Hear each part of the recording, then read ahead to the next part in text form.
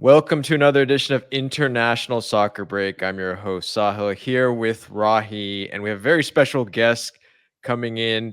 We must be talking about Euro Group B because we have Barty, who, of course, is representing the Albanian national team, a proud Albanian there. Barty, how's it going? Absolutely. Hey, how's it going? Thank you for having me. Of course, of course. All right, so let's get into it. Let me get this going in terms of what does Group B look like? Well, here it is. Of course, this is Group B, and just off the initial thoughts that you all both had regarding this group. It's got to be the group of death, right? This is the group of death of the tournament. It's a gauntlet of good teams. Spain Nations League champions, Croatia Nations League runner-ups, Italy defending champions. What more can you say, Barty? Albania has an easy road ahead, I would say. Yeah, absolutely. That was my thought as well when the groups came out. It is the group of death. I mean, Spain and Italy in the last Euros, they were in the final.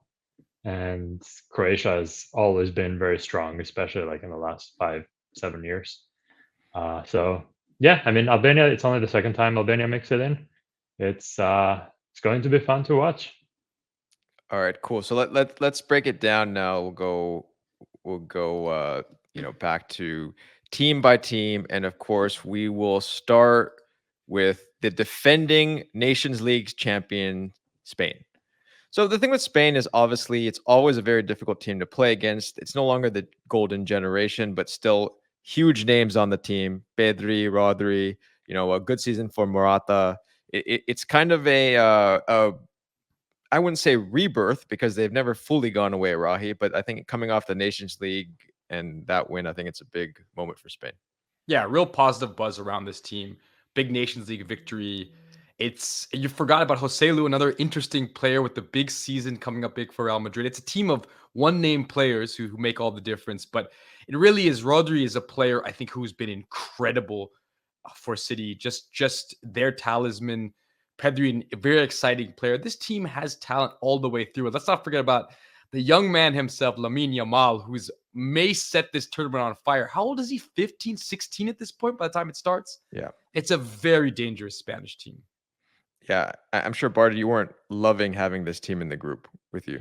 Yeah, and I mean, like I said, they've been great for the last forever, and even looking at their backup strikers, I mean, Ferran Torres, Oyarzabal, I mean, some of their players are like they would start with any team in the world, and the way they integrate, they come together with the Spanish team is amazing. Like the passing and just like I don't even know how to define the Spanish team. I mean, they're good at countering, they're good at possession, they're they can kind of hurt you no matter how you try to defend against them. And the other thing is Albania's records against Spain has always been pretty bad. So that's Spain is probably the hardest team in the group for Albania, Yeah. despite the talent and quality in the other ones, which we'll talk about. Yeah, I think Spain in general, it's an interesting moment because everyone's picking, England as the favorite or France as the favorite, but no one's really picking, Spain as the favorite to win. And I think that's kind of strange, Rahi, because they have just won the Nations League, so technically they're the top team coming out of Europe, right? I'm not sure why there's so much underestimation of this team. I mean, they are the top team in Europe based on the last major tournament. They've always played well. We know that the Spanish team has been fun to watch, but now adding that title to this generation is a big thing. It gives them a lot of confidence. And I don't see why you would underestimate this team. They have more than England has, right? They've won a title, unlike England. Yeah, I So know this is people are how it feels. referring to the loss to Morocco in the World Cup, Barty, where they lost in penalties, but that was a penalty 0-0 loss, and I know they missed all their penalties. but you're not going to be going to penalties in the group stage, at least, right? So Yeah, they and don't have to worry Morocco about was a tough team, and yeah, the dynamics there were very different. I mean, this it. Yeah. is this is the group stage, like you said. They don't go to penalties, and I remember even in the last Euro, Spain did not come in as a favorite, but as the tournament progressed, they did amazingly well. So Yeah. I think they are one of the favorites for sure. Okay.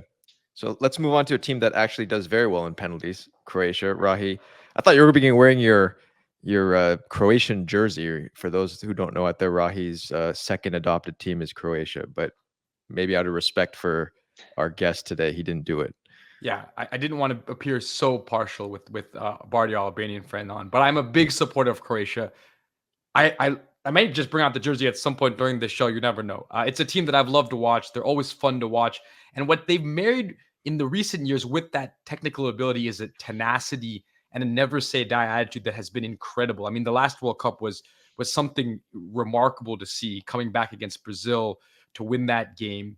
The difference, I think, with this Croatia team, be careful, because yes, they're older. Modric is older. Kovacic didn't have a great year. But where they've gotten younger and better is in the back. Wasn't a great qualification for this team. They were shaky. But if you look at how they are in the back as compared to in the World Cup, it's a much younger squad. That team played Dejan Lovren, who's way too old to be playing. Now you have much younger center backs. And of course, you have Josko Vardiol, who's had an incredible year at City towards the end and really a threat. And I think he's going to show up in a big way. So that's where I see the differences for this team. They still don't have the strikers that the old teams had. No Mandzukic on this team. They rely on Budimir. They rely on Petkovic coming in to score big goals. But I am encouraged about how they defend now. Let's see if that holds through in this tournament.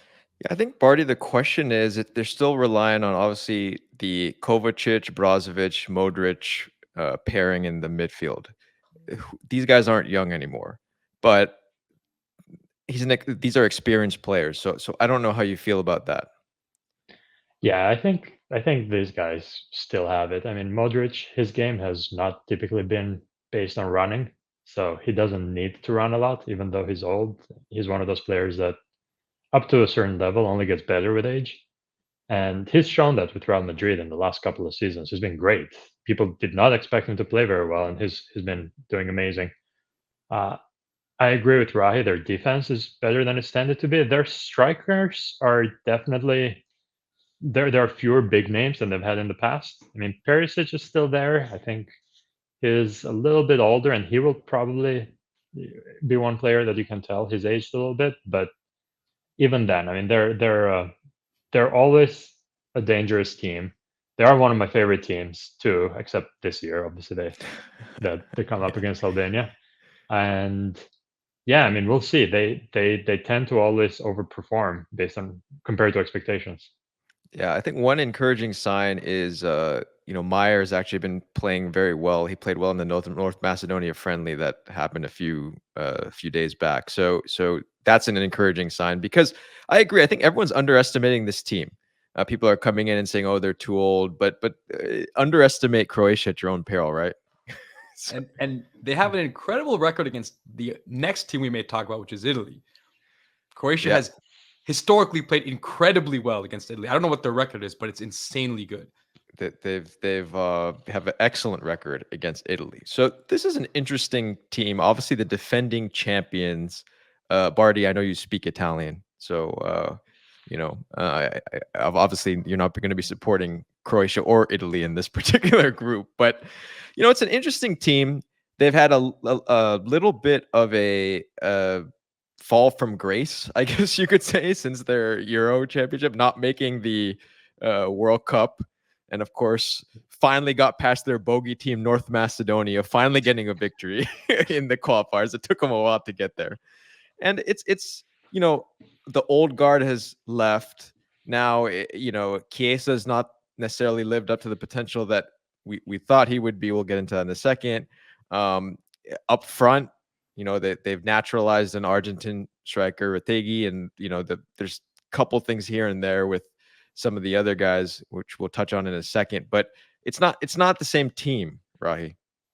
No, it's not the same team, but we could have said the same thing in the last Euros, right? You wouldn't have expected them to win that, and somehow they came through, as they always do. A very good tournament team. I think Chiesa, when healthy, is an incredible player. The challenge is he hasn't been healthy as much as you'd like, but he really is a game changer. And then as Italy, Donnarumma is always, I mean, in the back, I think he's a great goalie. So I think that always is helpful for Italy, and they always defend well. Count them out at your own peril, but this isn't an Italian team that I would fear going in. And the fact that they just won the last tournament generally means they're ready to fall in this one. That's the way Italy generally goes. But let's see. I mean, it's a tough group. It's an Italian team that I don't think are favorites at all, but I wouldn't count them out.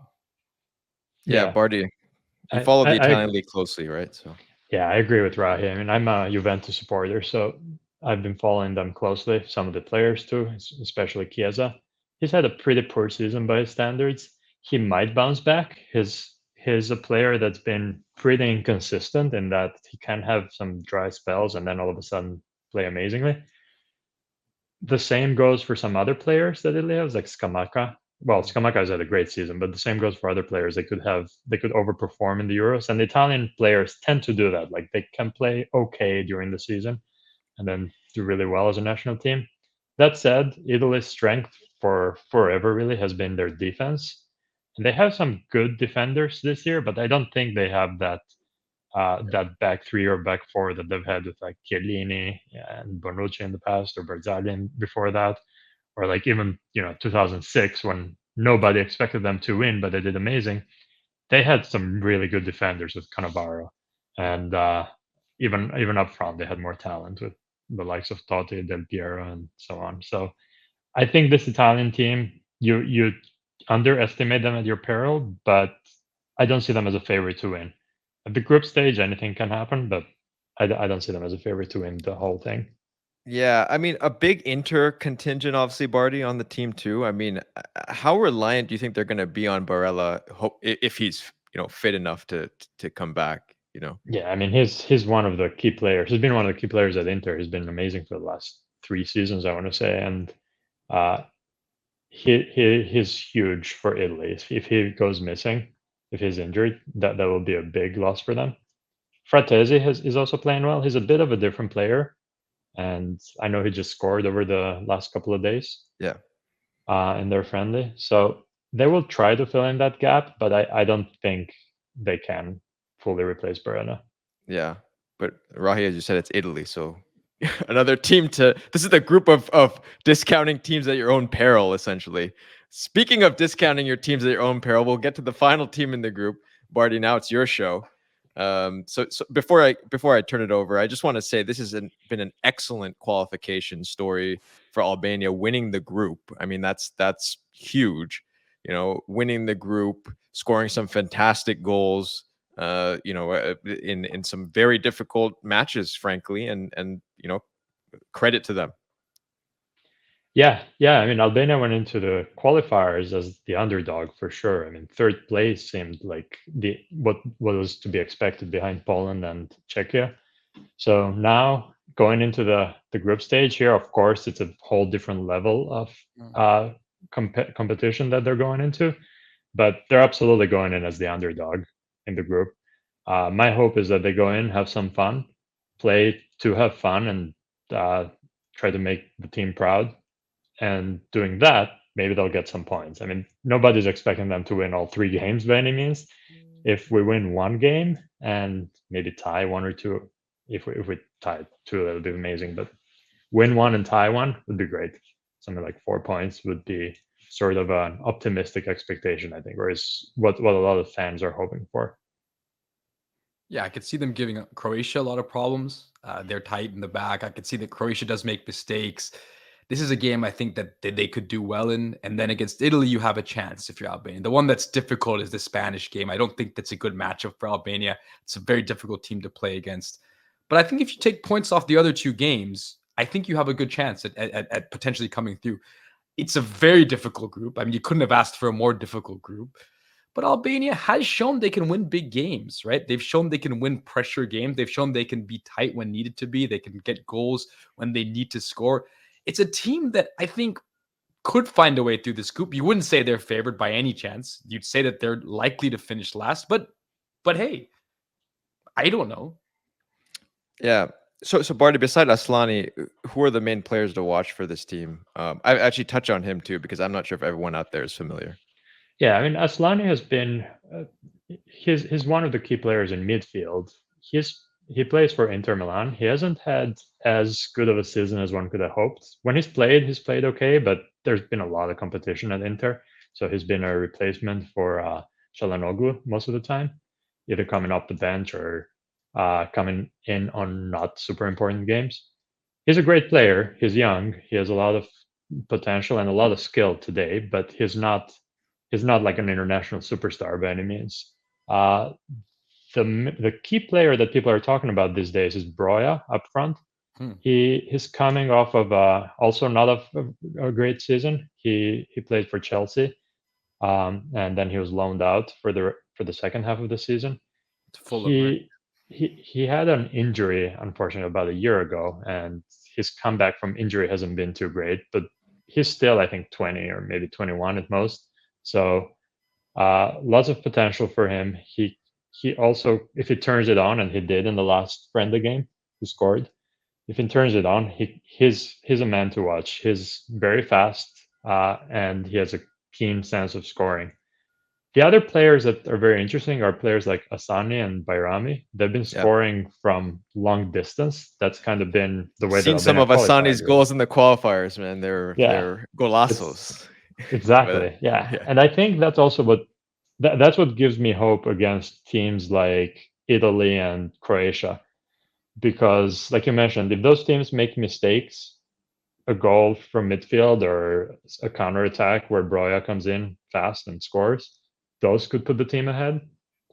Against Spain, it's a lot more difficult because Spain is the kind of team that even if they go down, as we saw against Northern Ireland recently, even when they go down, they can come back and score 5 goals against you. So that's a much tougher game in my expectation. But Croatia and Italy are not teams that will overrun you with goals. So if you score 1 or 2 against them, you're in a much better place. Okay. So now I got to put you all on the spot. So we've gone through the teams. Obviously, there are third place. You can get through in third place. So I will start with Rahi. Rahi, who gets through from this group? I didn't wear my shirt, but I have to pick the team that I think actually will win this group because I think that they're a very talented team. And I think Vardiol is going to make a huge difference. Scoring fullback, as he did for Manchester City. I think Croatia gets first in this group. I think Spain is second. It's going to be close. And I do think Albania gets third. So in with the chance to get that best third place team. I don't see Italy having a good tournament. Okay. Barty? I'll say Spain goes first. Then it's tough. It's tough to say. I mean, I want to be biased. I want to say Albania comes in third. Then who's second between Croatia and Italy really depends on the form they're in. Italy has not been good recently, so I'll match Rahi's and I'll go with Croatia second and Italy fourth. Yeah, I'll agree with Barty as well. I got to put the Spain, Croatia in second, and Albania third, and in with the shot at being one of the best third place teams. All right, so we end with this fun segment, which is who is the most famous person from each country. So this is where it gets very interesting. We will start with España. So who are we thinking for here? A lot of. I have a certain tennis star that I am personally going to pick. Are you guys in agreement with Mr. Rafa Nadal? I think so. I would go Rafa Nadal. Yeah. Okay. Yeah. So that is that. Rahi, Croatia. Who's it got to be? Is it got to be the swan song of Euro 2024, Mr. Luka? Yes, it's got to be a little magician himself, Mr. Luka Modric. There's no more famous Croatian. There's no one who has the adoration of the Croatian public as much as he does. It's got to be him. And the worldwide public, to be honest. The Spanish public. Yeah, I would agree with that. For Italia, I had I was thinking through all this was took me some time to think through. Who do you guys got? I was thinking like opera singers, maybe one of those guys, you know? We're thinking that. Andrea Bocelli. Andrea Bocelli. Yeah. That's who I was thinking, you know. So yeah, we'll go with Andrea Bocelli. And lastly, turning it over to Bardi, who we got? Who is the most famous Albanian on the planet besides you? I would say Dua Lipa at this point in time, for sure. She wasn't born in Albania, but she's Albanian. Family comes from Kosovo. So okay. That's her for sure. Dua Lipa. I would be the most famous person of anyone we mentioned, to be honest.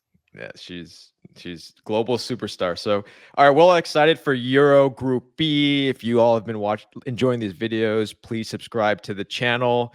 We will end it there. This is a rare segment where I think we could almost say go in every language for each team. You know, Vamos España, Forza Azzurri. Rahi, what's the Croatian chant? Hrvatska, something Hrvatska. Yeah, there's a few. There's one that I quite like a bit, which is Zovi Samozovi Svice Sokolovi Zate Živo Dati. All right, there we go. And we will end the show, Barty. we'll leave it to you to say whatever you would like. Of course, the Albanian people out there in Albanian. Yeah. Forza Shqipëria.